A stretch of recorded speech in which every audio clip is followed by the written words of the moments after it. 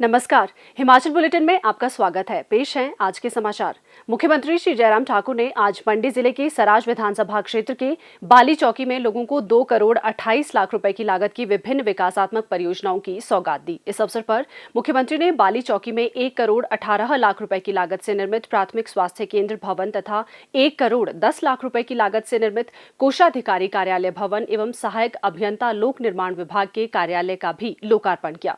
श्री जयराम ठाकुर ने कहा कि इतिहास में पहली बार किसी सरकार को कोरोना संक्रमण जैसे कठिन दौर का सामना करना पड़ा है। उन्होंने कहा कि प्रदेश सरकार ने इस चुनौती को न केवल सफलतापूर्वक पार किया बल्कि ये भी सुनिश्चित किया कि प्रदेश में विकास कार्य अवरुद्ध न हो और लोगों को किसी प्रकार की समस्या का सामना न करना पड़े।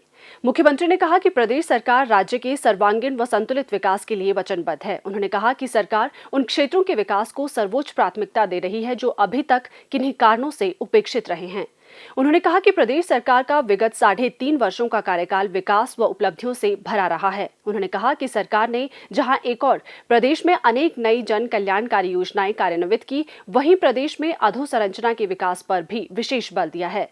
श्री जयराम ठाकुर ने कहा कि बाली चौकी क्षेत्र में 25 करोड़ 82 लाख रुपए की लागत से थलौट पंजाई सड़क स्तरोन्नत की जा रही है, जबकि बाली चौकी में 10 करोड़ रुपए की लागत से मिनी सचिवालय भवन का निर्माण भी किया जा रहा है। उन्होंने कहा कि बाली चौकी में ही 7 करोड़ रुपए व्यय कर सामुदायिक स्वास्थ्य केंद्र भवन के निर्माण के साथ साथ 4 करोड़ 50 लाख रुपए की लागत से सेरीकल्चर भवन का निर्माण भी युद्ध स्तर पर किया जा रहा है। मुख्यमंत्री ने कहा कि थलौट में ब्यास नदी पर बनने वाले पुल के लिए 14 करोड़ रुपए स्वीकृत किए गए हैं, जबकि बुराहा पंजाई वाया घाट मुहाट 11 किलोमीटर लंबी सड़क का निर्माण कार्य प्रगति पर है। मुख्यमंत्री ने कहा, आप लोगों के जिम्मे है भाइयों बहनों, ये आप लोगों को संभालना है। कहीं भी ऐसी स्थिति नहीं आनी चाहिए, कभी भी ऐसी स्थिति नहीं आनी चाहिए कि आप अपने विधायकों जिनके ऊपर प्रदेश का दायित्व है उनको इस बात के लिए कहे कि आप आओ समस्या का समाधान करो। आप स्वयं वर्षों से काम कर रहे हैं, यहाँ आप लोग संभालिए, विकास को मैं करूंगा। सराज विधानसभा क्षेत्र में विकास के लिए कोई कमी नहीं छोड़ेंगे, इस बात को मैं बड़ा साफ कह रहा हूँ, स्पष्ट कर रहा हूँ। जितना भी हो सकता है वो करेंगे। कोई भी इलाका सराज विधानसभा क्षेत्र का होगा। कई लोग हमारे विधानसभा के अंदर बोलने की कोशिश करते हैं, सार्वजनिक मंचों पर बोलने की कोशिश करते हैं, इस राज्य में हो रहा है। सराज का मैं विधायक और सराज के लोगों ने अगर विधायक नहीं बनाया होता तो मैं मुख्यमंत्री नहीं होता। इसलिए यहां पर काम करना, यहां पर विकास करना, ये मेरा दायित्व है। एक विधायक होने के नाते मेरा मूल दायित्व यह है कि सराज विधानसभा क्षेत्र का भी विकास हो। जहां भी जितना भी हो सकता, आज कोई भी आदमी आते हैं पूरे हिमाचल से, हर जगह से आते हैं।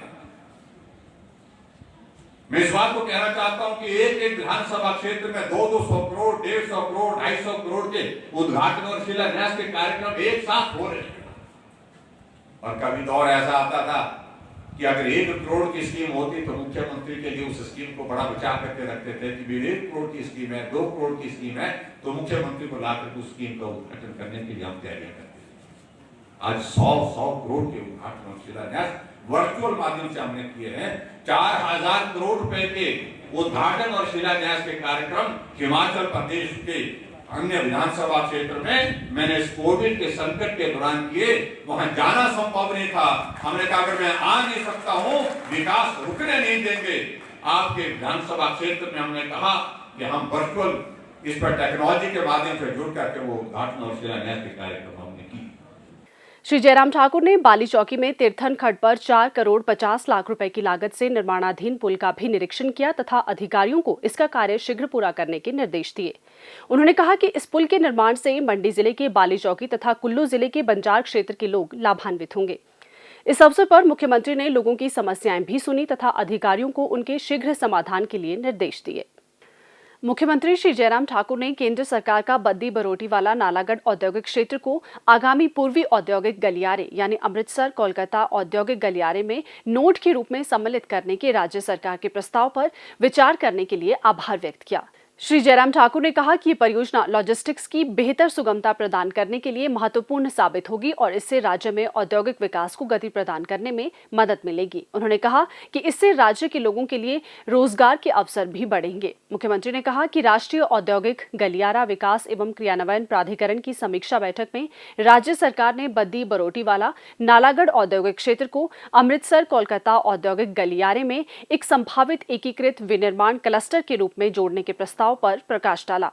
श्री जयराम ठाकुर ने कहा कि ये प्रस्ताव उन्होंने स्वयं तत्कालीन केंद्रीय वाणिज्य एवं उद्योग मंत्री श्री पीयूष गोयल के शिमला दौरे के दौरान उनके समक्ष प्रस्तुत किया था और उन्हें विश्वास दिलाया कि इस निर्णय से विनिर्माण के साथ साथ कृषि क्षेत्र को सुविधा प्राप्त होगी। श्री जयराम ठाकुर ने कहा कि राज्य सरकार ने स्टेट ऑफ आर्ट औद्योगिक पार्क जैसे चिकित्सा उपकरण पार्क, ऊर्जा उपकरण हब, इलेक्ट्रॉनिक उत्पादन क्लस्टर, प्लास्टिक पार्क और विद्युत उपकरण हब के विकास के लिए उद्योग विभाग को 2500 हेक्टेयर लैंड बैंक आवंटित कर दिया है। इसके अतिरिक्त राज्य सरकार ने 5000 करोड़ रुपए के निवेश से डिफेंस पार्क स्थापित करने के लिए एक समझौता ज्ञापन हस्ताक्षरित किया है। मुख्यमंत्री ने कहा कि इस प्रस्ताव को स्वीकृति मिलने से राज्य कॉरिडोर में और इसके आसपास औद्योगिक अधोसंरचना के विकास के लिए 3000 करोड़ रुपए का अनुदान प्राप्त करने के लिए पात्र बन जाएगा, जो हिमाचल प्रदेश को अत्याधुनिक औद्योगिक पॉइंटशिप स्थापित करने में सहायक सिद्ध होगा। मुख्यमंत्री श्री जयराम ठाकुर ने डिजिटल साथी बच्चों का सहारा फोन हमारा अभियान के तहत आज शिमला में आयोजित कार्यक्रम को मंडी जिला के बाली चौकी से वर्चुअल माध्यम द्वारा संबोधित करते हुए कहा कि कोरोना महामारी के कारण लॉकडाउन के दौरान नई तकनीक बच्चों के लिए वरदान साबित हुई है, क्योंकि वे इसके द्वारा ऑनलाइन माध्यम से अध्ययन जारी रख पाए। श्री जयराम ठाकुर ने कहा कि प्रधानमंत्री श्री नरेंद्र मोदी द्वारा 2014 में आरंभ किए गए डिजिटल इंडिया अभियान से महामारी के दौरान लॉकडाउन में आम जनजीवन को सुगम बनाए रखने में मदद मिली। उन्होंने कहा कि राज्य सरकार ने भी नई तकनीक का अधिकतम उपयोग सुनिश्चित किया और राज्य में कोविड-19 की स्थिति की समीक्षा के लिए अधिकारियों के साथ वर्चुअल बैठकें आयोजित की। मुख्यमंत्री ने कहा कि राज्य सरकार ने महामारी के दौरान छात्रों की सुविधा के लिए हर घर पाठशाला कार्यक्रम आरंभ किया। इस कार्यक्रम के तहत 80% विद्यार्थियों को कवर किया गया और अब सरकार का प्रयास है कि इस कार्यक्रम में 100% विद्यार्थियों को सम्मिलित किया जाए।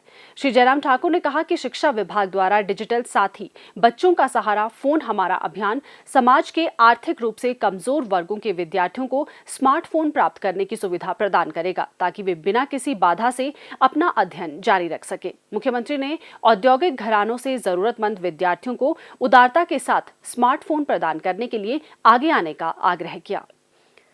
मुख्यमंत्री श्री जयराम ठाकुर ने वरिष्ठ कवि, साहित्यकार और समीक्षक श्रीनिवास श्रीकांत के निधन पर गहरा शोक व्यक्त किया है। मुख्यमंत्री ने कहा कि श्रीनिवास श्रीकांत ने अपना संपूर्ण जीवन हिंदी और यूरोपीय साहित्य के अध्ययन के साथ साथ कविता और समीक्षा के लिए समर्पित कर दिया। उन्होंने ईश्वर से दिवंगत आत्मा की शांति और शोक संतप्त परिवार के सदस्यों को इस अपूर्णीय क्षति को सहन करने की शक्ति प्रदान करने की प्रार्थना की।